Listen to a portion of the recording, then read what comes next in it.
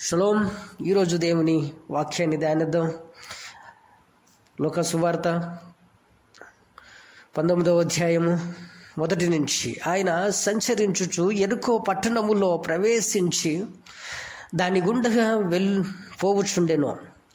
ఇదిగో, సుంకపు గుత్తదారుడొకడు, ధనవంతుడైన జక్కయ్య అను పేరు గల ఒకడు యేసును ఎవరో అని చూడగోరెను గాని పొట్టివాడైనందున జనులు గుంపు కూడి ఉండుట వలన చూడలేకపోయెను. అప్పుడు యేసు ఆ త్రోవన రానయి ఉండెను గనుక అతడు ముందుగానే పరిగెత్తి ఆయనను చూచుటకు ఒక మేడి చెట్టుకెనో. యేసు ఆ చోటికి వచ్చినప్పుడు కనులెత్తి చూచి, జక్కయ్యా, త్వరగా దిగుము, నేడు నేను నీ ఇంట ఉండవలసి ఉన్నదని అతనితో చెప్పగా అతడు త్వరగా దిగి సంతోషముతో ఆయనను చేర్చుకొనెను. అందరూ అది చూచి, ఈయన పాపి అయిన మనుషుని యొద్ద బాస చేయ వెళ్ళేనని చాలా సనుగుకొనిరి. జక్కయ్య నిలువబడి, ఇదిగో ప్రభువా, నా ఆస్తిలో సగము బీదలకిచ్చుచున్నాను. నేను ఎవని యొద్దనైనను అన్యాయముగా దేనినైనను తీసుకుని ఎడల అతనికి 4 అంతులు మరల చెల్లించునని ప్రభువుతో చెప్పెను. అందుకు యేసు, ఇతడును అబ్రహాము కుమారుడే, ఎందుకనగా నేడు ఈ ఇంటికి రక్షణ వచ్చింది. దేవుడు ఈ వాక్యం ద్వారాగా మనల్ని హెచ్చరించాలి, మనం శుద్ధి చేయాలి.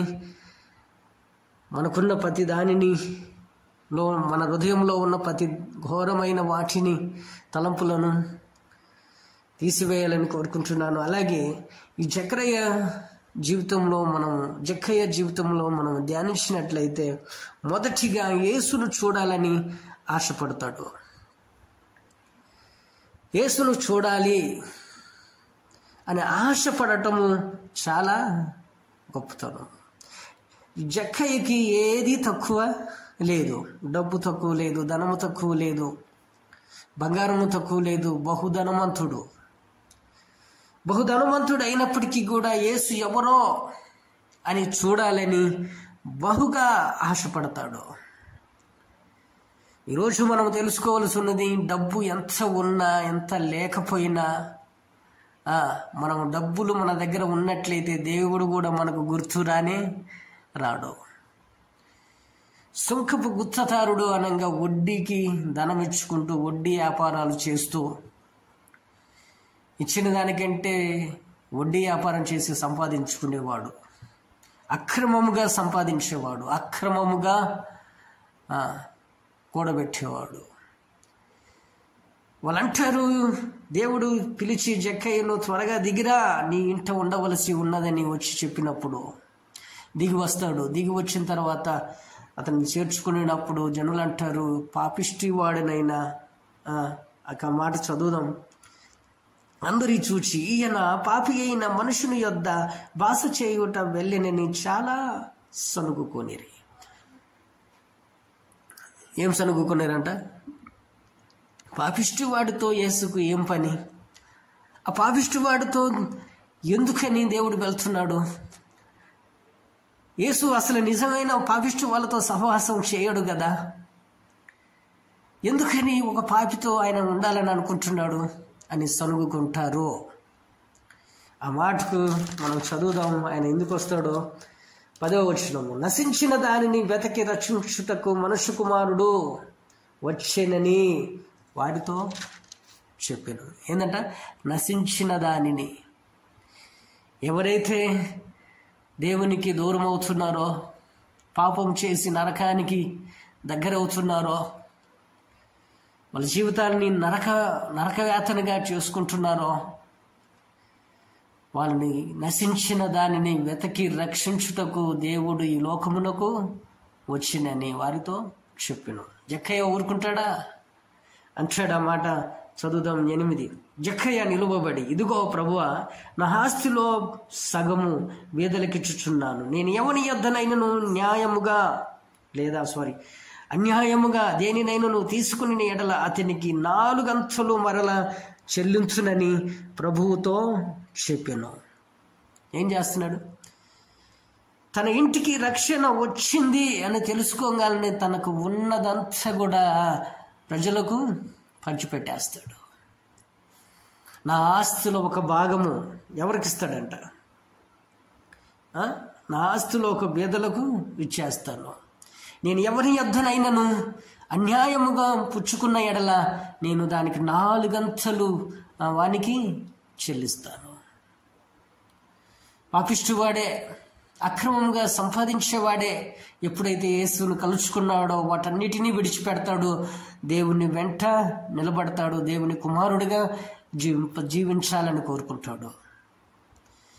డబ్బులో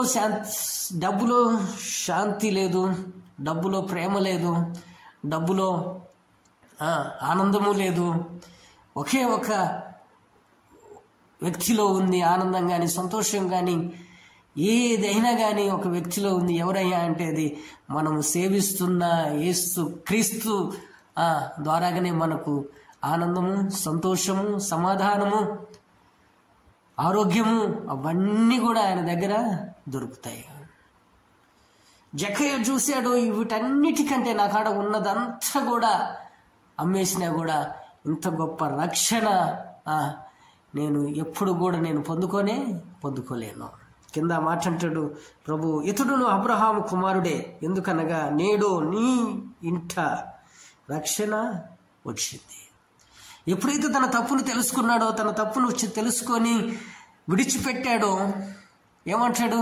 నీ ఇంటికి రక్షణ వచ్చింది. మన జీవితంలో నేర్చుకోవాల్సి ఉన్నది, ఎప్పుడైతే మనం చేసిన తప్పును విడిచిపెడతామో, దేవునికి బహు దగ్గరగా జీవించాలని కోరుకుంటామో, దేవుని చూడాలని ఆయనతో గడపాలని ఆశపడతామో మనకు రక్షణ వస్తుంది. ఎక్కడి నుంచి? అది దేవుని ద్వారాగా మనకు అనుగ్రహించబడుతుంది. కాబట్టి జక్కయ్య జీవితంలో మనం 3 నేర్చుకుంటున్నాం. 1, దేవుని మీద ఆశపడతాడు, దేవునితో ఉండాలని, దేవునితో గడపాలని, దేవుని చూడాలని. పొట్టివాడైనప్పటికీ అందరికంటే ముందుగా వెళ్ళే చెట్టెక్కి కూర్చుంటాడు. ఎందుకు? దేవుణ్ణి కలుసుకోవాలి. అది చూసిన దేవుడు పైకిచ్చి చూసి, జక్కయ్య అది కిందకు దిగి రా, నేను ఈరోజు నీతో ఉండాలన్నది. ఆశ కలిగిన ప్రాణాన్ని దేవుడు ఎటువంటి వాడినైనా తృప్తిపరిచే దేవుడు మనం కలిగి ఉన్న యేసుక్రీస్తు. 2వదిగా ఎవరైతే హేళన చేస్తున్నారో, ఎవరైతే పాపిష్టివాడని హేళన చేస్తున్నాడో తన దగ్గర ఉన్నదంతా కూడా అమ్మేస్తాడు, బీదలకు పంచిపడేస్తాడు. ఎవరి దగ్గర అన్యాయంగా తీసుకున్న 4 రెట్లు ఇచ్చి పడేస్తాడు. దేవుడిచ్చిన రక్షణను పొందుకుంటాడు. ఈరోజు మనం నేర్చుకోవాల్సినది, మనకు దేవునితో గడపాలని, దేవుని రక్షణ మనకు ఉండాలని కోరుకుందాం. జక్కయ్య ఎలాగైతే దేవునితో గడపాలనుకుంటాడో, తనకన్నా ఉన్నదంతా కూడా అక్రమంగా సంపాదించినదంతా కూడా వదిలేసుకొని దేవునితో సమాధానపడి దేవునితో గడుపుతాడు, దేవునితో ఉంటాడు, దేవుని బిడ్డగా జీవిస్తాడో అనేక మందికి మాదిరికరంగా ఉంటాడు. కాబట్టి ఈ వాక్యం మనందరికీ ఆశీర్వాదకరంగా మారాలని కోరుకుంటూ ప్రార్థిద్దాం. మహాపరిశుద్ధమైన ప్రేమ గన్న మా తండ్రి, నాయన జక్కయ్య నాయన ఆశపడతాడు, అందరికంటే నాయన ముందుగా వచ్చి ప్రభువా చెట్టెక్కి నేను కూర్చుంటాడు, నిన్ను కలుసుకోవాలని, నిన్ను చూడాలని, నీతో ఉండాలని ఆశ కలిగి ఉంటాడు ప్రభువా. అటువంటి ఆశ మాకు కూడా అనుగ్రహించమని, నిన్ను కలుసుకున్నప్పుడు ప్రభువా మాలో ఉన్న పాప బంధకాలను విడిపించి, మేము చేసిన ప్రతి తప్పుడు పని నుంచి మమ్మల్ని విడిపించి నాయన నీ కుమారుడిగా అంగీకరించే భాగ్యము మాకును అనుగ్రహించండి. జక్కయ్యకు అనుగ్రహించో, మాకును అనుగ్రహించమని. ఆయన నశించిన దానిని వెతికి రక్షించుటకు నువ్వు వచ్చావు గనుక మమ్మల్ని రక్షించినందుకు, మమ్మల్ని నడిపిస్తూ ఉన్నందుకు మాకు తోడై మమ్మల్ని నాయన నీ